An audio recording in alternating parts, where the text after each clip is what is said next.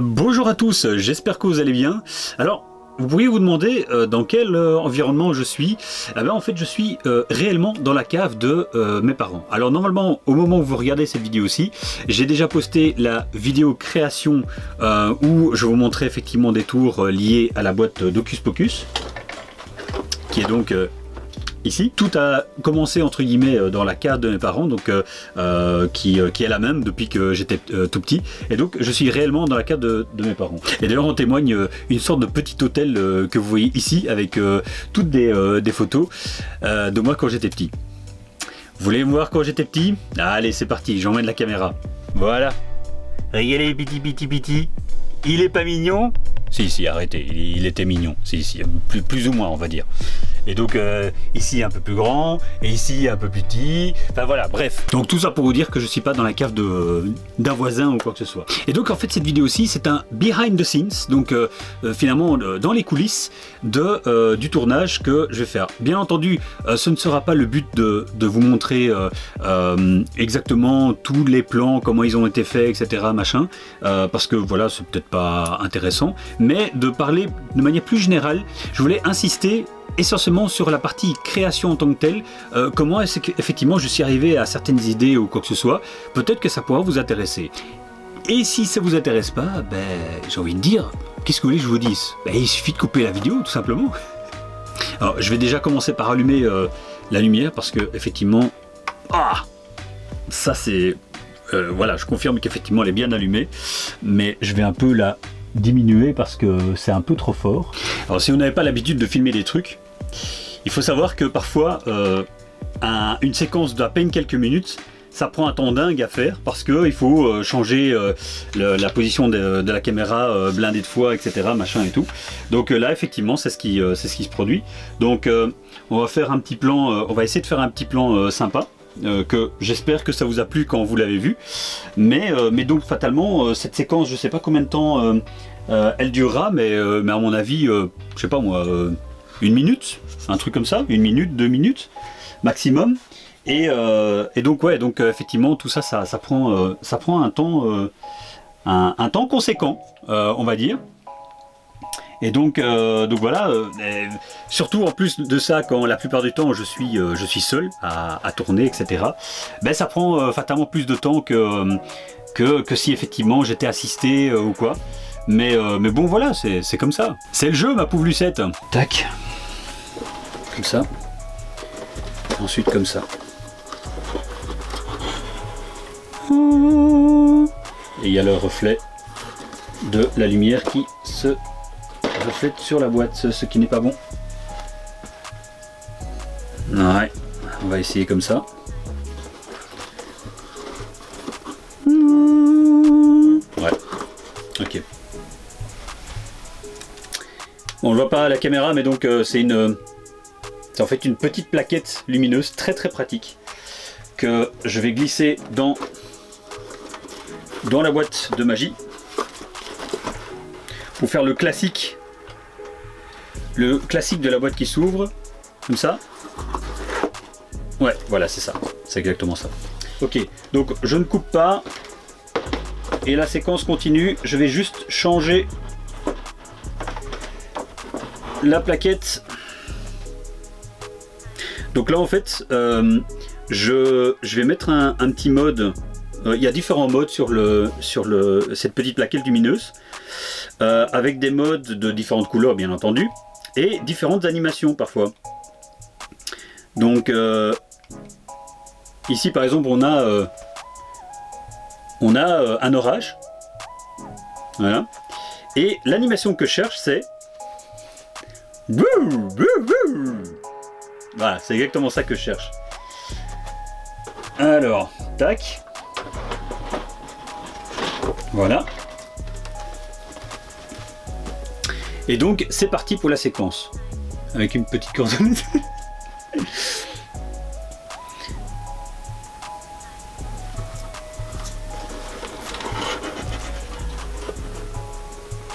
Alors quelque chose qui n'a rien à voir avec la vidéo, mais j'aimerais vous montrer ceci. Ce petit autocollant qui est en fait donc voilà, pour les non-résidents belges, c'est donc un parc d'attractions qui se trouve à une demi-heure de Bruxelles. Et en fait, pour la petite histoire, cet autocollant là justement, c'était un autocollant qui était apposé à l'arrière de la voiture quand vous passiez les caisses du parc, sans même que vous demandiez quoi que ce soit.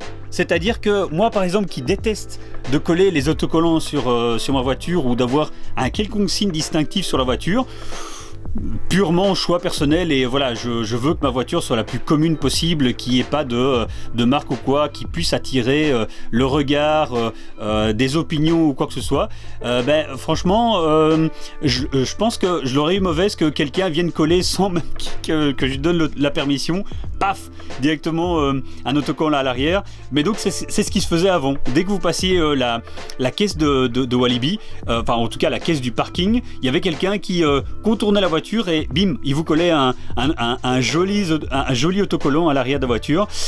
Et évidemment, je vous cache pas que pour le retirer, bonne chance quoi. Et de nouveau, ça n'a absolument rien à voir avec la vidéo, mais tant qu'on est dans la séquence nostalgie, je vous montre également un autre autocollant ici, que je vais vous montrer à l'envers par après, qui est en fait un autocollant qui est donc le Quick Bauer Roller Tour, qui était en fait une compétition de patin en ligne, parce que j'ai fait effectivement du patin pendant des années et j'ai été à différents événements, etc., dont celui-ci qui se passait au skatepark d'Anderlecht, pour ceux qui connaissent.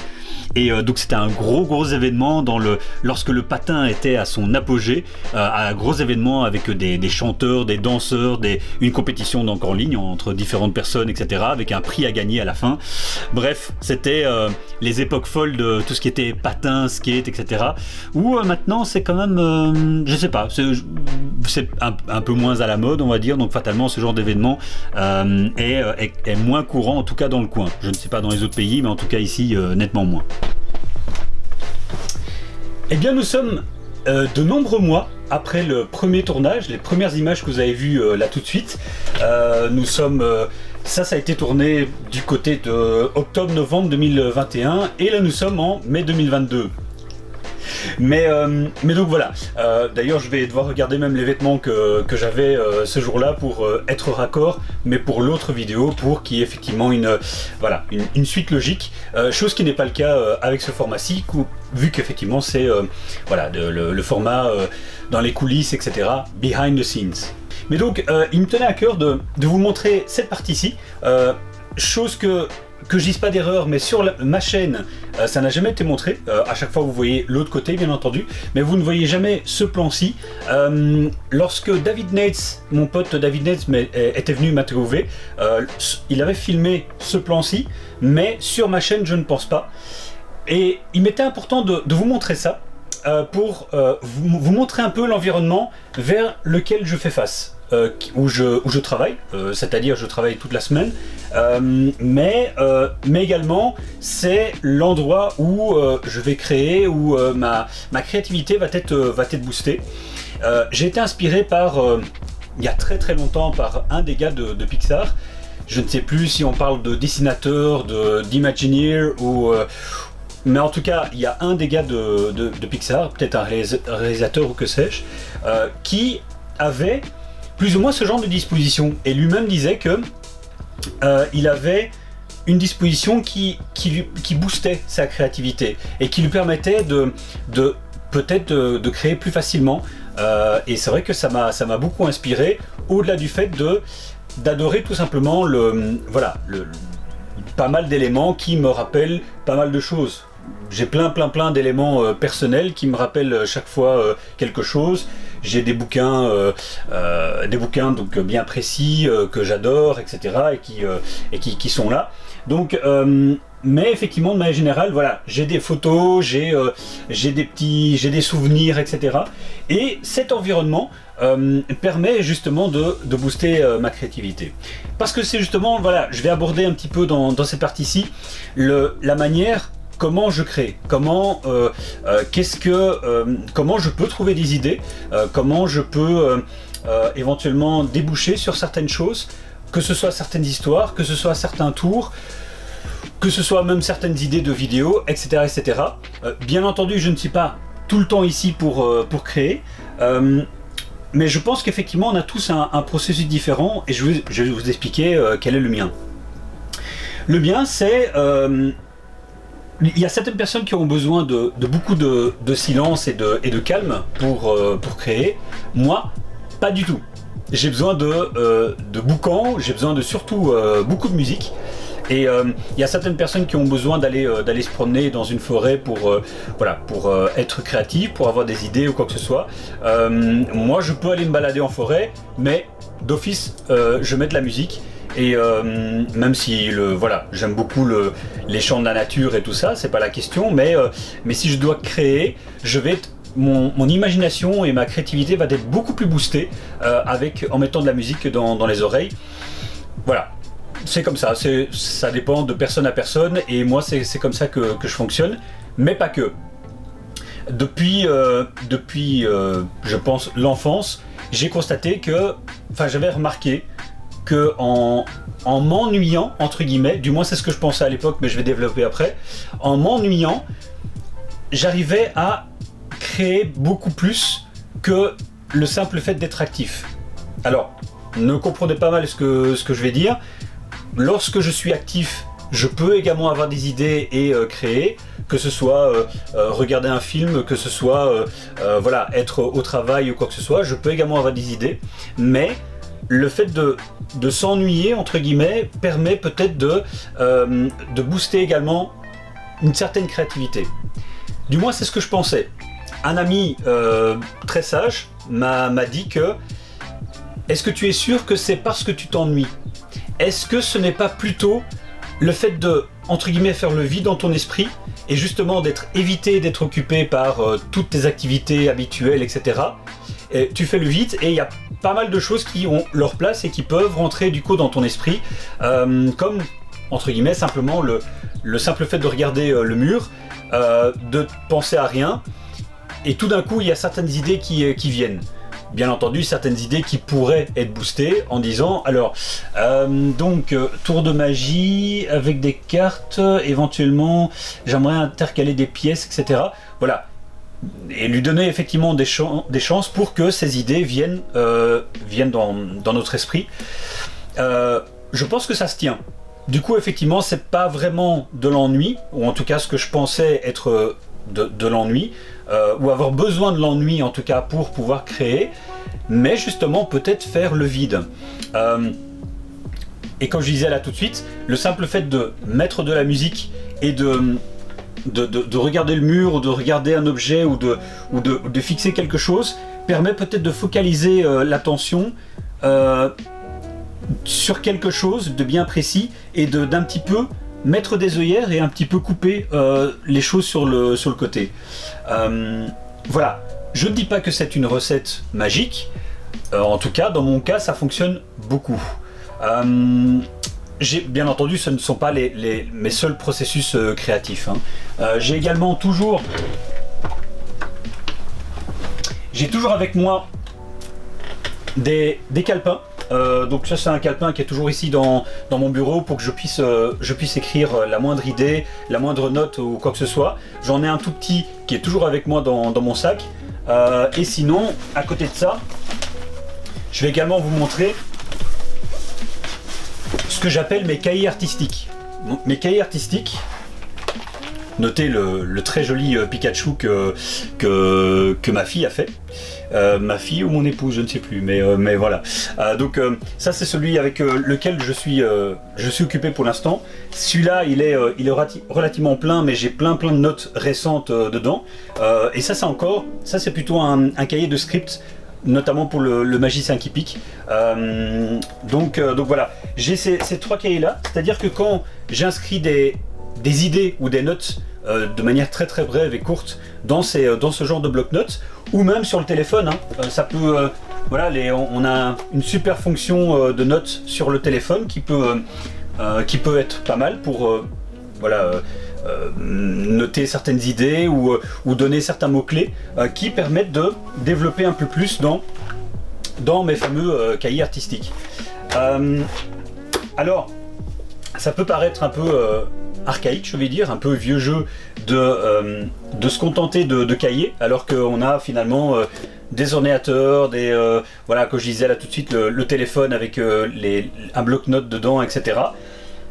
Mais dans mon cas, et c'est finalement quelque chose que je faisais déjà avant, mais notamment Jeff McBride, le magicien Jeff McBride, fait la même chose avec lui. Il écrit énormément des notes et des notes et des notes. Il a des classeurs et des classeurs entiers chez lui avec que des notes. Et simplement en parcourant le cahier, parfois ça nous rappelle certaines choses et ça nous remet plus vite sur les rails, plutôt que simplement le fait de parcourir les notes du téléphone. De nouveau, c'est peut-être juste une question d'organisation, et de nouveau, c'est chacun le sent comme il le veut. Moi, en tout cas, les cahiers artistiques me parlent beaucoup plus, et je sais pas, c'est plus modulable, etc. Bref. Donc, tout ça pour vous dire que voilà comment je fonctionne à ce niveau-là, et du coup, le fait d'avoir toujours un bloc-notes avec moi, à n'importe quel moment, que je sois au travail, que je sois en rue, que je sois n'importe où, je peux directement sortir mon bloc-notes, écrire les idées. Je peux même faire des mémos vocaux lorsque c'est trop long ou le développement est beaucoup trop long, et j'arrive à la maison et je retranscris toute l'idée sur les cahiers. Donc je dégaine mon petit bloc-notes. Voilà. Mon bic qui est prêt. Et en fait, à l'heure actuelle, je n'ai encore aucune idée des tours que je vais insérer dans la vidéo création que normalement vous avez déjà vue. Donc je sais effectivement que je vais partir, je connais l'idée, je sais quelle est l'idée vers laquelle je veux partir, c'est-à-dire de prendre des tours classiques que beaucoup de monde connaissent, je ne vais pas dire tout le monde connaît, mais en tout cas beaucoup de monde connaît, que ce soit magicien ou non magicien, et ne pas simplement me contenter de présenter le tour initial ou prévu à la base, mais d'en faire quelque chose à ma sauce, et d'en faire quelque chose d'un peu plus concis, un peu plus une routine un peu plus complète, et peut-être éventuellement même en reliant les tours entre eux. Alors dans la vidéo création, vous avez vu juste cette boîte là, donc la fameuse boîte d'Hocus Pocus dont plusieurs d'entre nous ont eu quand on était petits. Alors elle est assez complète. On le voit bien, ouais. Donc elle est assez complète, il y a pas mal de choses.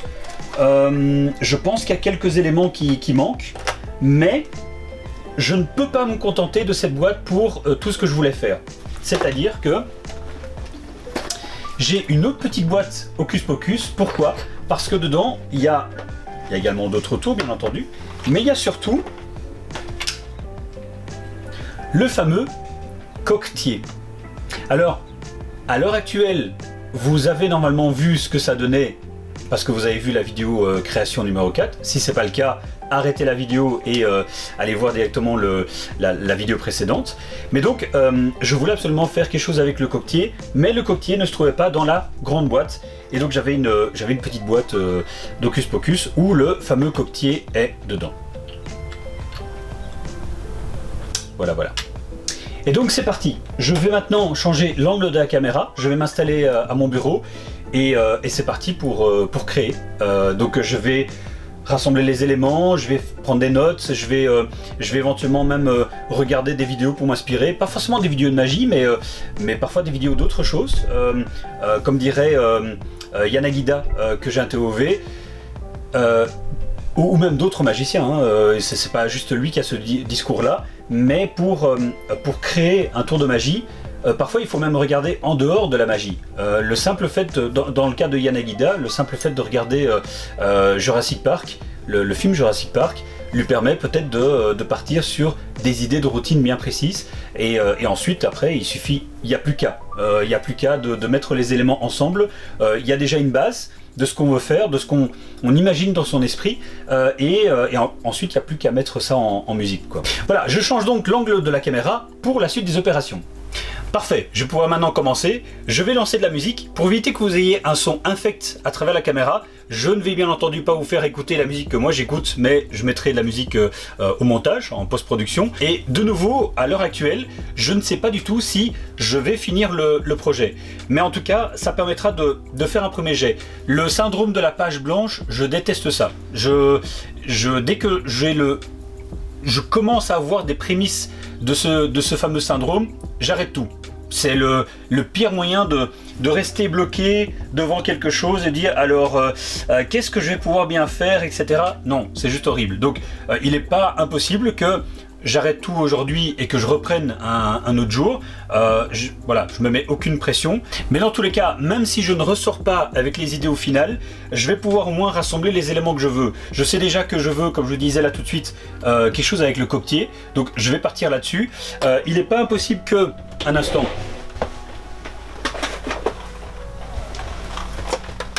Il n'est pas impossible que je me plonge un petit peu, s'il veut bien sortir, que je me plonge un petit peu dans le bouquin inclus d'Hocus Pocus dans la boîte, parce que voilà, j'avais cette boîte quand j'étais plus petit, mais il y a bien entendu des tours dont je me souviens plus du tout, donc ça peut être pas mal de se replonger dedans. Voilà, je verrai bien. Allez, c'est parti!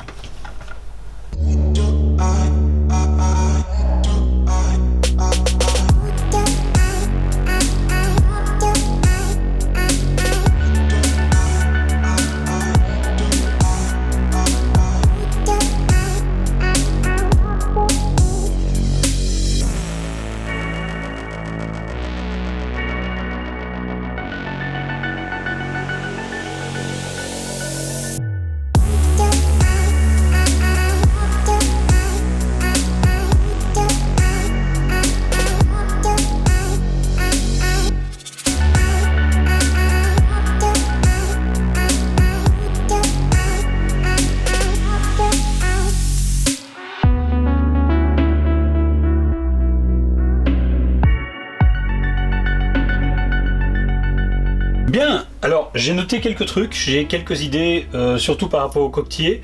Je vais encore réfléchir à ça. Mais par contre, j'avais oublié qu'il y avait beaucoup de tours qui demandaient de l'interaction avec le public.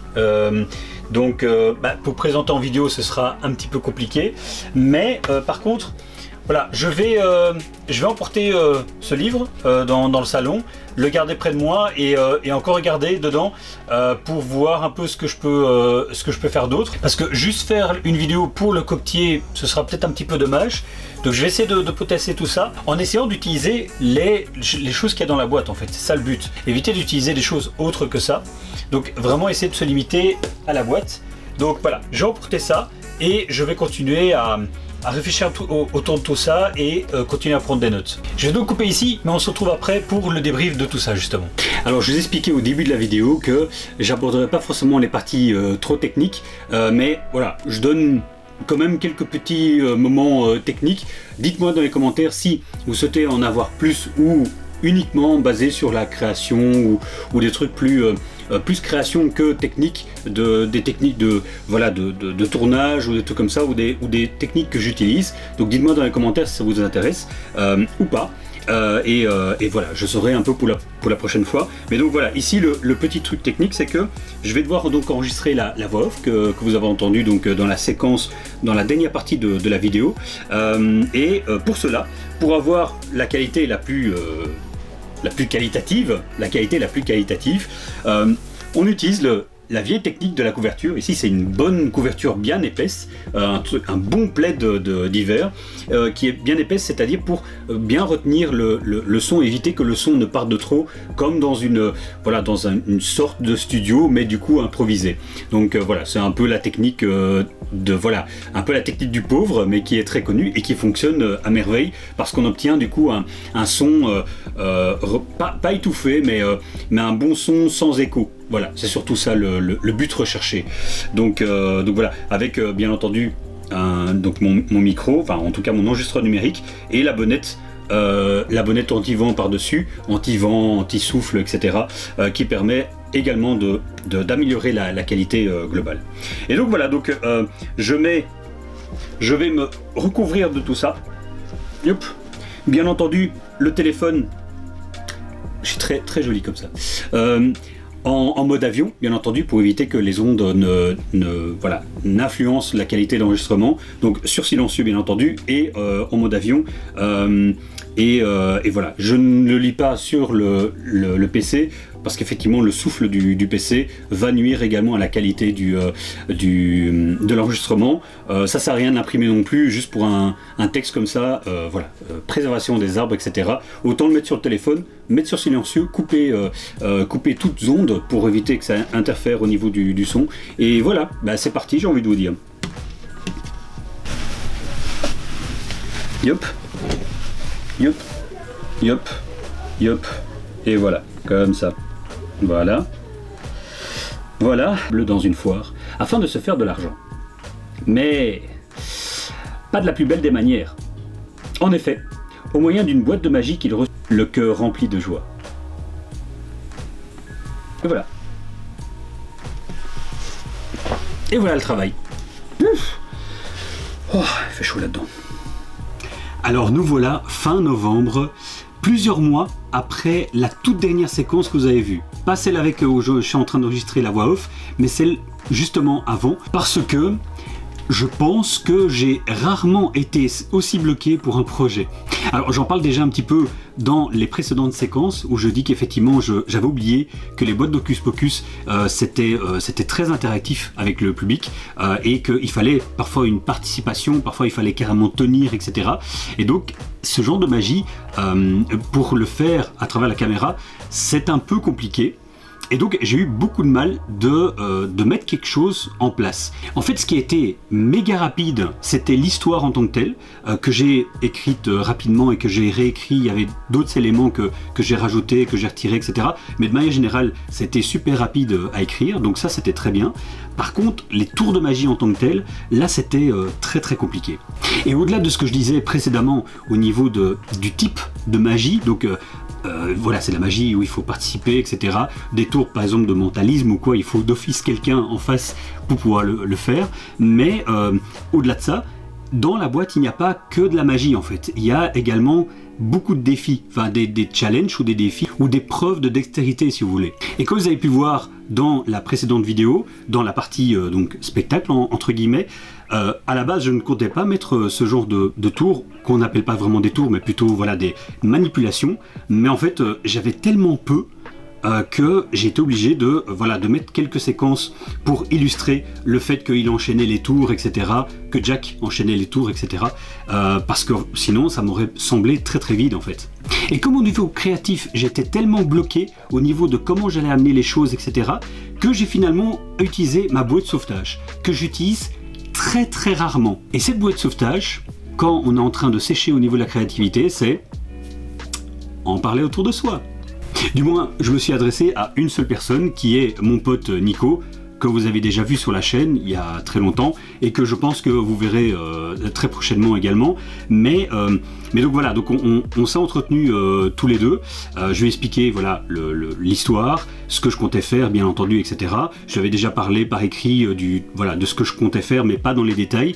Et donc on a couché tout ça entre guillemets sur le papier, toutes les idées, etc. On a vraiment fait un brainstorming et en fait sans lui, honnêtement, je pense que je serais encore bloqué à l'heure actuelle parce que il m'a ouvert plein de portes en fait. Et même si je ne me suis pas engouffré dans toutes les portes qu'il a ouvertes, ça a permis de partir dans d'autres directions et que moi j'y vois plus clair en fait. Il a en tout cas eu une super idée, c'est au niveau du transfert et du rappel de la balle bleue à la fin du spectacle. Ça c'est de lui et je trouvais que c'était une super idée, donc j'étais obligé de garder cette idée parce que c'était un fil conducteur super méga intéressant, j'aimais beaucoup et donc voilà, donc ça c'est de lui, donc encore un tout grand merci à lui parce que sinon je pense que je serais encore en train de sécher sur cette vidéo et je voulais absolument la sortir avant quoi que ce soit parce que je savais que j'allais la sortir seulement dans je sais pas moi 2 ans ou 3 ans à force de sécher dessus. Et c'est pour ça qu'effectivement au niveau vidéo sur la chaîne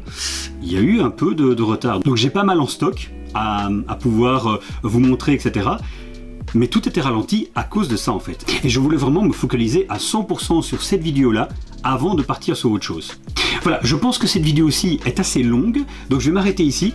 Voilà, de toute façon, on aura sûrement peut-être l'occasion de reparler de créativité dans peut-être d'autres vidéos, d'autres formats, etc. N'oubliez pas de me dire si cette vidéo-ci vous a plu et si vous souhaiteriez à nouveau que j'en refasse les coulisses de certains tournages, etc. N'oubliez pas de me dire si est-ce que vous souhaitez que ce soit moins technique, plus technique, un peu des deux. Voilà, dites-moi si cette vidéo-ci c'était le bon dosage. Voilà, vous savez bien, la chaîne c'est également pour vous, donc même si j'ai pas mal de choses à faire et une vision bien précise, bien entendu, voilà, je suis toujours à l'écoute des propositions qu'on me fait, des questions qu'on me fait, etc. etc. C'est très rare que j'utilise la lumière naturelle comme ça, mais voilà, bon, c'est le petit format entre nous, entre guillemets, quoi. Voilà, il me reste plus que donc à clôturer cette vidéo. Je vous retrouve pour une prochaine vidéo. D'ici là, portez-vous bien. Ciao.